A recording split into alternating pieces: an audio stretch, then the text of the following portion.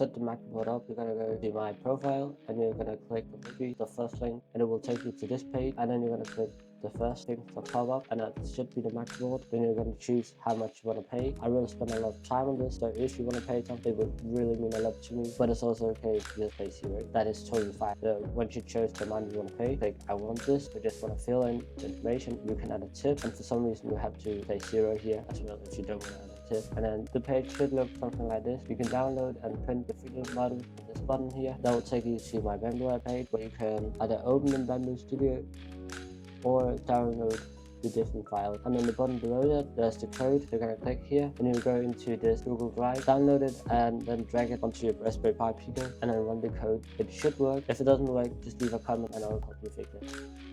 Let's take a look at some of the code. Now keep in mind, I'm still learning, and I'm probably not going to be the best at explaining what's happening, but I will at least give it a try.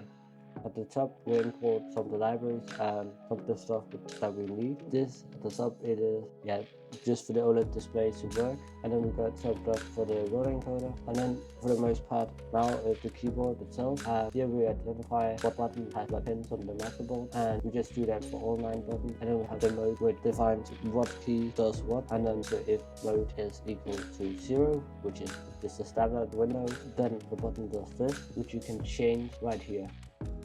Then we have mode 1, so this is if you press the 7th button, change to that mode, and the way you return back to the original mode is just press it again. But please remember not to close down the program manually without using the Macroboard, because then it still thinks that it's in the mode 1, which it is, but it should be in mode 0 as you pressed out of it. So just remember to press the button on the Macroboard whenever you want to enter or exit a certain program that you set. Then we have mode 2, which is kind of the same, just for another layout that does different things. And then we have mode 3, which is the same thing, just does different things again. Then we have some code for the OLED display and the road encoder. For the OLED display, it just prints the output check on the display, so you can see the last 4 outputs on the Macroboard, which is super helpful and useful for debugging or anything like that. And then we have some code for the road encoder. So right now it does pause and unpause the video and change the volume, which is super useful. So that is basically all of the code, and once you set it all up correctly, it should work. As you can see here, if I press the first button,